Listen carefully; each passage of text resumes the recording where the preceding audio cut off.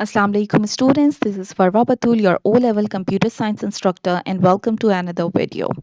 Here in this video we are going to talk about input and output in detail. So let me just quickly go into the topic. Input and output. So let me just explain you what is an input. If I say input means that whenever you are working on a program and there is some need to take the data from a user. Let's suppose a user is using your program. It can be any game, it can be any software, but you want him to enter the data. Let's suppose you want his name to be entered, you want his date of birth to be entered. So this is basically known as input data into the system. You are entering the data into the system. And on the other hand, if you are showing some message or some data to a user on your screen, then that is basically known as output the data to the user. Let's suppose a user is using some library management system. So you are showing the detail of the book. So this is actually your display results. These are the data, the information that you are showing as an output to the user. So these are two different things. One is to enter the data into the system and other is to display the message or display the output to a user. So let's just quickly see that in your program how you can do that. So you have three options to do it. In terms of programming language, you can either use Python to practice input and output statements. Either you can use Visual Basic, or the third option is you can use Java. Let me just quickly explain you three of them in terms of syntax, and then I will move towards Java for my practical. Here it is. This table is given in your book. Before explaining this, let me quickly tell you one important thing, that whenever a user inputs some data into your system, let's suppose if it is a name or if it is a number, anything, it will be treated as a string. By default, any data that is being entered into your system is treated as a string or a string data type. So you must convert this input data in your desired data type with something called data parsing. Data parsing is done in order to convert your string or your input into a desired data type that you want. For example, you can simply understand this thing. Let's suppose you want a user to enter his age. So an age is always an integer value. But when the user is going to enter his age into the system, let's suppose he entered 30. So this 30 is by default treated as a string. So in order to convert your input data into an integer value, you are going to use data parsing. And data parsing is very simple. Let me just quickly tell you that how you can do it in these three different programming languages. Okay, let me just quickly erase this. Okay, let's just move towards the table again. Now the first thing is your first language here is Python. Python combines the prompt with the input statement. Now look at this. Here, in order to take the input from the user, first you are using an input statement, and inside your input statement you can see this bracket. Here you are showing a display message to the user in order to help him that what he has to enter. So first on your screen, the user will see, please enter the radius of the cylinder. This message is going to help him in order to enter the data that is being asked by the programmer. So once he see this message, he knows that he has to enter radius, and for a radius the data must be a float value. But I already explained you that whatever the input is being entered by the user, let's suppose the user enters a value of the radius as 2.135. So this value is by default a string. What you have to do, you have to convert this value into float. For this, you will be using, if you can see, you are using a float keyword outside your input statement.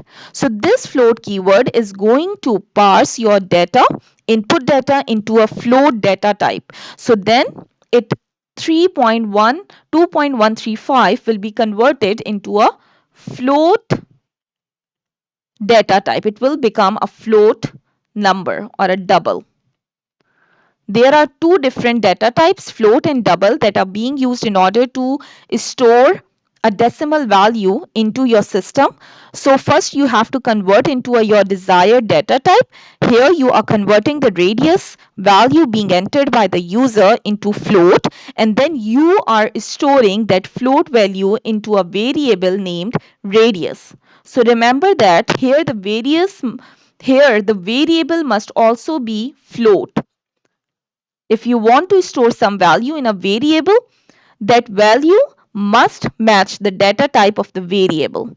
So 2.135 is converted into float, and then that float value is stored in the variable named radius, that is also having a float data type, because this is important. The data that is being stored in a variable must have the same data type as declared in a variable. So I hope that this is clear to you how you can convert your input into from a string into another data type. The same thing can be done when we are converting a string or input value into an integer. Instead of writing the float keyword, you must be writing integer, and you must be storing it into a variable that is integer. So this is very important. I hope that it is clear how we can do this in Python. Let me quickly move towards the Visual Basic. Okay, so here the first thing that you have to do, let me just quickly make it a little clear for you, deleting all these unnecessary things. Okay, so for Visual Basic, if you can see that there is console.write, first you are calling that in order to display something on your screen. Console.write, this command will help you to display this message. Please enter the radius of the cylinder on your screen. Once the user will see this, he knows that he has to enter the radius of the cylinder. And then this console.readline is going to help you to fetch that data from the user, and then once the data is being entered into the system, there is a need to parse the data into the specific data type. So if the radius is decimal, then the input value will be converted into decimal by using decimal.parse, and then it will be stored in the variable named radius. So it is just same as whatever the input the user gives, 3.15. This has to be converted into a decimal value by writing decimal.parse outside your console.readline, and then once it is done, once this value is converted into a decimal data type, then you can store it in a variable named radius, but make sure the variable radius is also declared as the same data type, that is decimal. So in this way you can store your you can convert your input data and then store it into your desired variable. Now let's come towards Java. In Java it is a little bit lengthy. First of all, you have to include the library. You have to import a library that is named as java.util.scanner in order to make an object of scanner class, because that object is going to take your input from the user. So you can simply import the library. Once you import it, then you can make an object of your scanner class. It's my obj, and then it's a new object, and inside that you will specify that it is your input object. So system.in, This command is going to help you to store the data, whatever the user enters, into the scanner's object, my obj. So the next thing is you are displaying a message system.out.println, and that message is please enter the radius of the cylinder. So this command, this is basically in order to tell the user that what he has to enter, what is supposed to be entered into the program. So this is a simple message, and once this message will be shown by the user, he will enter something, and whatever he will enter will be stored in my object, because you have initiated an object of a scanner class before this display message. So it is basically an input statement. So what you can do, my object is your object of a scanners class. So here will be the value of your input. Let's suppose it is 5.12. Now the same thing will come over here. The value is by default a string. So in order to convert this value into your desired data type, you can see the last syntax over here. It's the last line. It says that my ops dot next double. Next double is basically a keyword or a method of your class that converts the input value into a double data type. So this string will be converted into a double data type, and then you can simply store it into a variable named radius. And keep in mind that radius must be assigned a double. When you are declaring the variable radius, it must have a data type double in order to store a double input value from the user. So here you can simply, once you convert the input data into double by using next double method of your class, now you can store that into your radius variable. So I hope that this is quite clear to you. Now let me quickly go into my system. I will be using IDE for Java here in order to make you understand the things. This is Intel IG I'm working on. I will just open it and let me quickly tell you that how you can do that. So you just need to create a project in Intel IG. It will take a little time. I have already created a project with name Hello World. So it will open by default.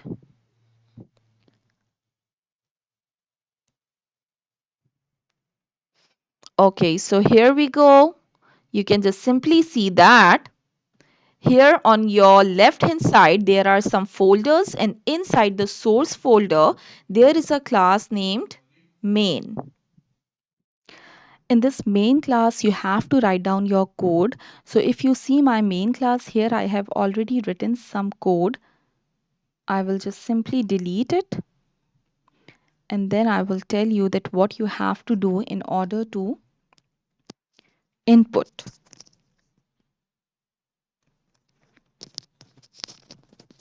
Okay, so the first thing mentioned over there was to input or to import the library for scanner. So we will just simply write import dot, space java dot util dot scanner. I hope that it will work. Let me just quickly see that. Okay, so this is basically the library java.util.scanner. Now going into your main class, inside the main class there is void main, the method where you have to code. So the code is going to be, you have to make an object for your scanner class, a scanner, write down the name opt. I'm just copying the code from your book, equals new scanner. It's a it's an object for scanner class, and inside that you have to write down system.in to specify that your input must be saved here. So we will simply write is system dot dot I in. Okay, now this is to take your input. Next thing, you have to show some output message to the user that what he is supposed to output. System dot out dot print line, that is a command, the output statement, print ln, and then inside that you have to display your message. So let me just quickly do that. Okay,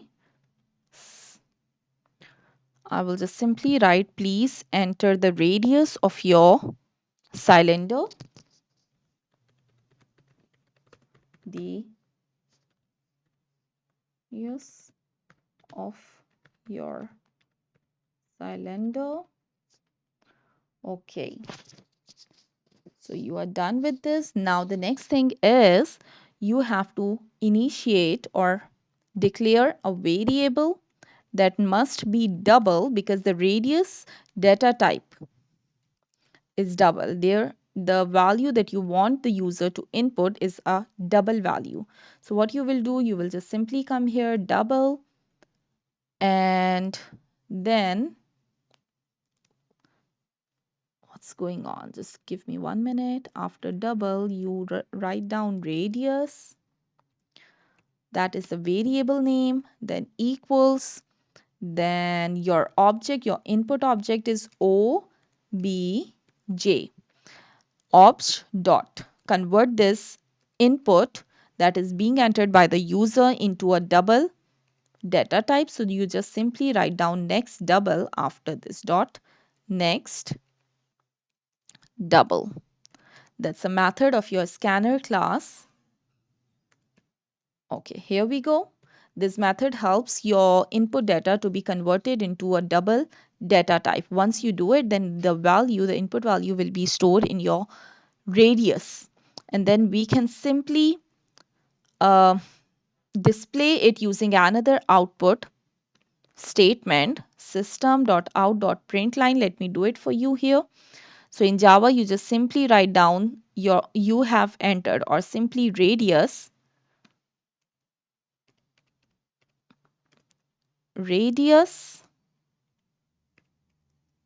and then write down equal sign, and then after that, since you have to display the actual value of the radius that is stored in the variable, so you must close your quotations, write a plus sign, and after that mention your variable you have to show the value of. So that is radius. Now we will just simply see what is to be done.